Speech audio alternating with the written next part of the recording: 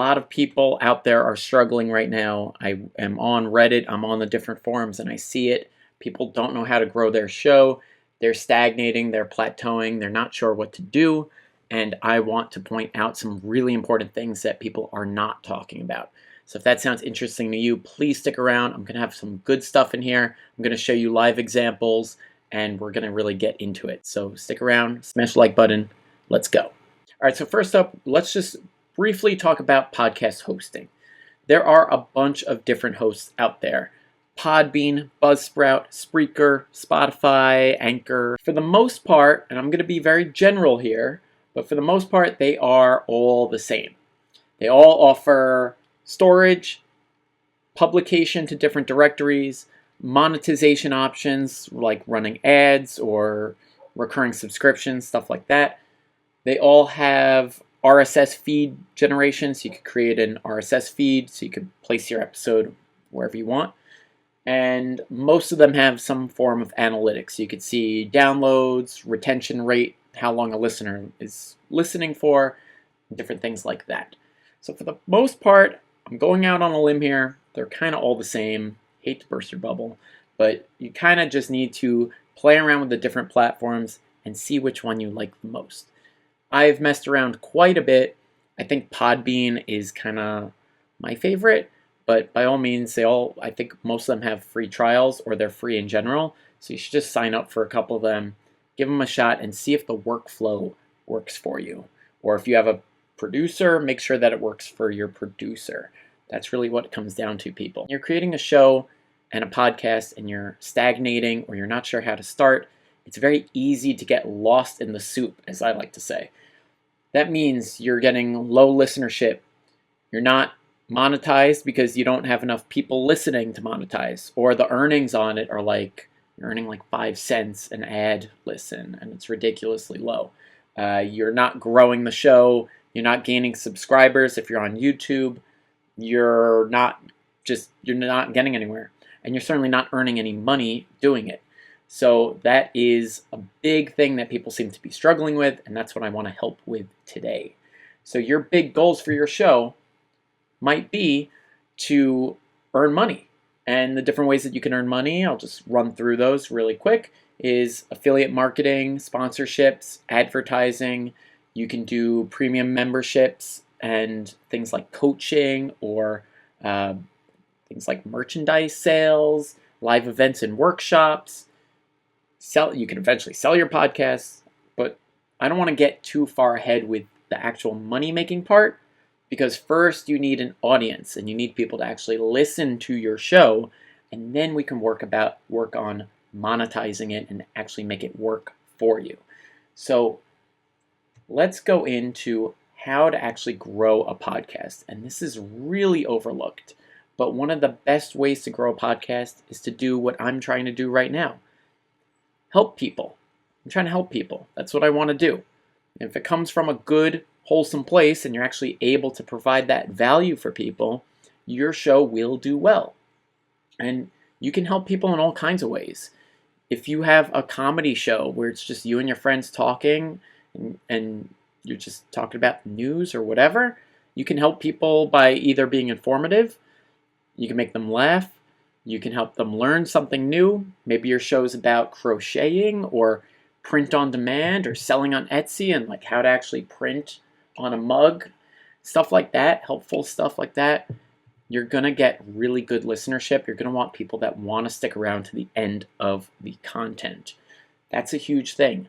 I don't think a lot of people think about it that way. They just want to go out and create whatever it is that they want to create for themselves. And then when they're disappointed that they don't get the listenership, well, that's why. Because they're not creating content that people actually need or want to consume. And that's a huge, huge thing. But I want to kind of dive into how these shows actually get found and how they grow in the real world. Because a lot of the big podcasts come with celebrities or people that are already somewhat famous, and they're able to very easily grow their show because people know the name and they're actively looking for those people's show. So let's just show you guys that I just want to touch on there's over 6 million searches on Google per minute. So there's a lot of people looking things up 24 hours a day, 7 days a week. It's something like 378 million searches a day on Google alone. Doesn't include Yahoo, Bing, and all the other search engines. It's a lot of traffic and a lot of people looking for things, specific things, through search. So how do we actually take advantage of that and use it to grow your podcast? Well, one of the easiest ways you could do that is you could leverage a niche and anything that is really already well known. So what do I mean by that? Well, a niche is something that is specific. It might be that your show's niche is football. It might be that your niche is print on demand, Etsy, coaching people with online therapy, comedy, you name it. Everything is basically a niche. So if you're able to kind of focus your show in some real world way, you're going to already be ahead of the game because you're already starting to narrow your focus down into what somebody is actively looking for. They might be looking for a laugh. They might be looking for information, helpful stuff like that.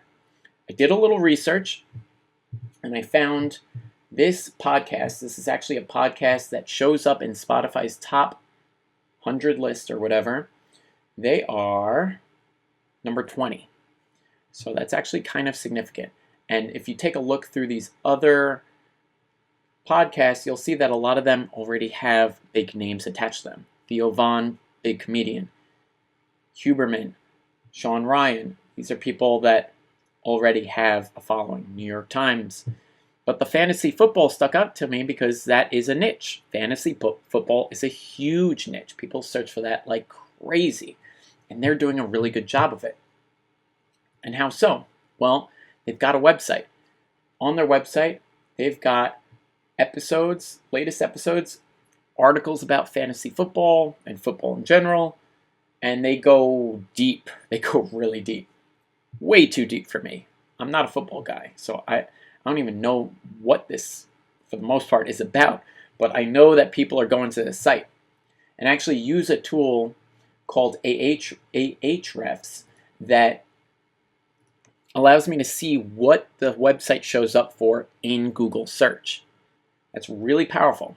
I can see kind of like the backside of Google, and I can see that this website shows up for a particular phrase in 4th place, 5th place, 10th place, whatever it is. That's what I'm able to see with this. This website is getting over 700,000 people a month according to its keyword data. It might be more than that. Over 700,000 people a month going to this website. They have over 100,000 keywords that they rank for. And just to show you what that actually means, these are the phrases that the site ranks for. Fantasy footballers, a lot of people are looking for them. Huge volume. But in relation to the people that have a podcast with no following or they're just trying to get their feet underneath them, they rank for Chris Olave, which I assume is a footballer. Yep, yes he is. And they show up in search for it. So let's see if we can find it. It said that they're number 1 in top stories and in the thumbnails. So let's see here. Do we have anything for news? Fantasy pros, fantasy footballers podcasts showing up in the news. You see how I did that? I was looking at the backside of Google. See this guy? I could see he searched for 138,000 times a month. I could see that this website shows up number 1 position in Google. And then I can actually search this guy and find out, maybe he's not number 1, but it's number 3 in the news. So this is a ranking that is always moving. Things are always fluid. It might say position 1, it might be actually position 10 later in the day. Point being, people are actively searching these things out, and they are meeting the demand of those searches by coming up with their website or their content, could be just a podcast, with that guy's name. So let's dive in a little bit more. You could leverage this niche for a new podcast. Let's say you wanted to also do a football podcast. You could literally do an entire show that's about either a particular person. You could just do fantasy football news. You could show up for, we have a lot of names here, and then you can show up for things like how to bet, how to place bets, how does a parlay work, how does football betting work, you name it. You could dive really, really deep with this stuff, and I'll show you what I mean by that. We'll just do a quick keyword search for football, which is very general, but we could talk about college football, all the different teams, specific teams. We could talk only about Alabama if we wanted to. There's 1.7 million searches a month for Alabama football. You can make a podcast just about that, and you will see traffic for that show. I hope that's making sense. There's a lot of people that are making these podcasts that are about nothing in particular. But if you're able to figure out what your show is going to be about, you can really nail it, and you can start getting a lot of traffic very quickly if you do that. Another example, which is more attached to a name, is the JRE Library, Joe Rogan's podcast. Now, this is a website that is not affiliated with JRE, I believe. I think it says somewhere that they're not affiliated. But this is just a fan site. All he does is he puts together whatever the latest episode is. He puts the episode name, the guy's name. He embeds the episode so you can watch it here. He's got a couple ads and stuff that I don't think he's doing a great job with, but beside the point. But you can look at his website here in my tool, and he's getting about 19,000 people coming into the site. Now, he's doing it in an indirect way. He's really just passing the traffic to the Joe Rogan podcast. But again, if you're looking at how this fantasy football team is doing it, they're actually funneling in a bunch of new listeners from Google and spitting them out right into their podcast. And that's probably a large reason why they're growing and they're number 20 here in the Spotify list. So just something to think about. Ways that you can stand out from the crowd. Because again, if you don't have a niche, if you're not specific enough, you're going to get lost in the soup. What can you do? You can have a website. You could have social media. You could have a Facebook page, Facebook group. You could do TikTok, Instagram, LinkedIn. You can even write articles on LinkedIn. You could do Medium posts, guest blogging, all kinds of things like that. You can do an entire podcast hosted on any of these platforms. You don't have to spend money on hosting, and you can literally just do it that way and funnel people to your podcast, and you will get the listeners. Another thing you could do is niche-specific forums. Let's say you are in the cooking niche, and you want to help people cook and find recipes for things. You can go on these forums, you can help people out, and in the signature, in a non-spammy way, you can offer a link that goes out to your show. If you help enough people, people will start to click the link. Naturally, they'll just see it, and you'll start driving traffic back in.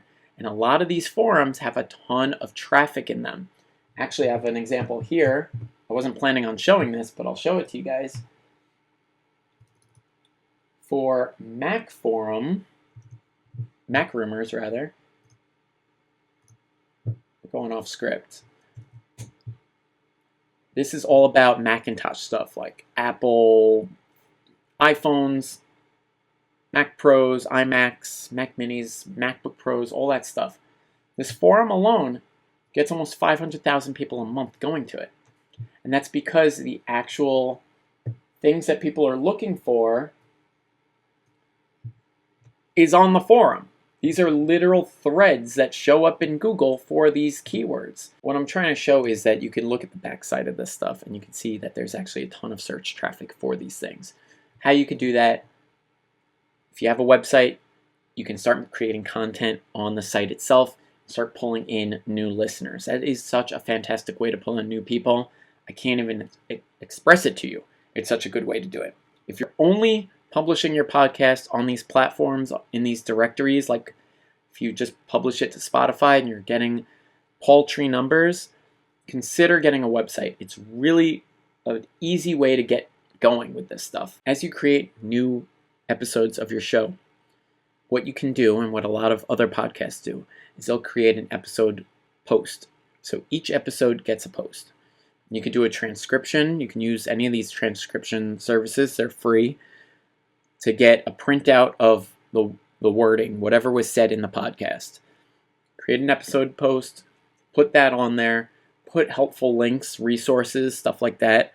If you're talking about crocheting, maybe link to a book about crocheting.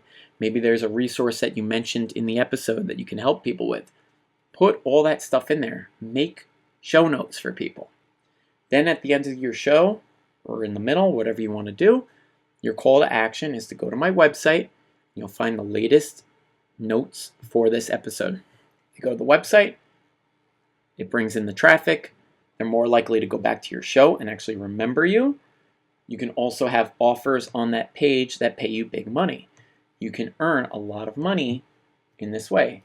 I hope you see how it's coming full circle, because there are offers out there.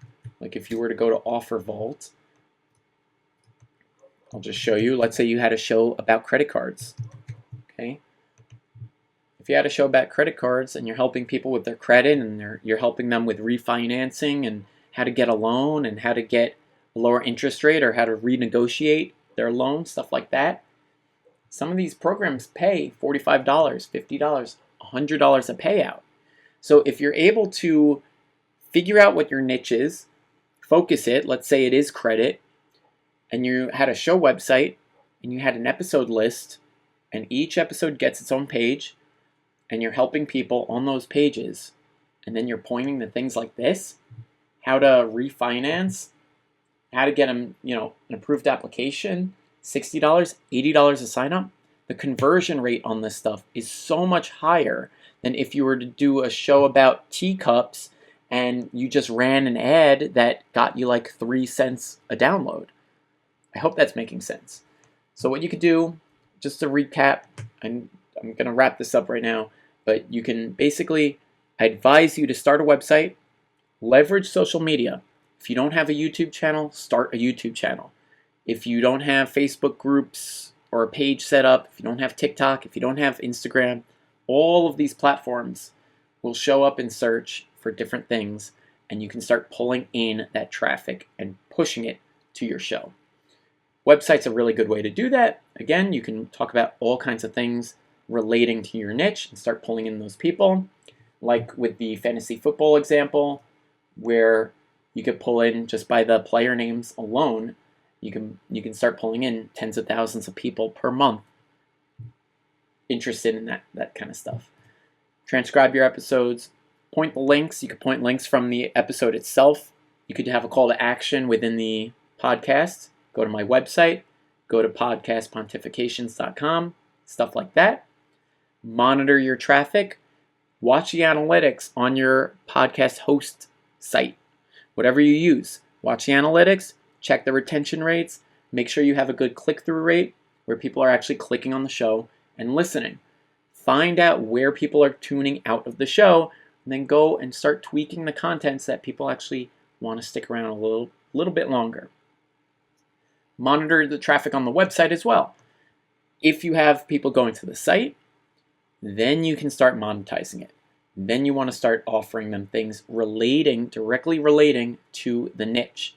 You don't want to go off-brand where you're offering somebody a microphone when they're looking up how to print on a mug. You want to offer the mug services. I would always do a YouTube channel. That way you can pull in new listeners.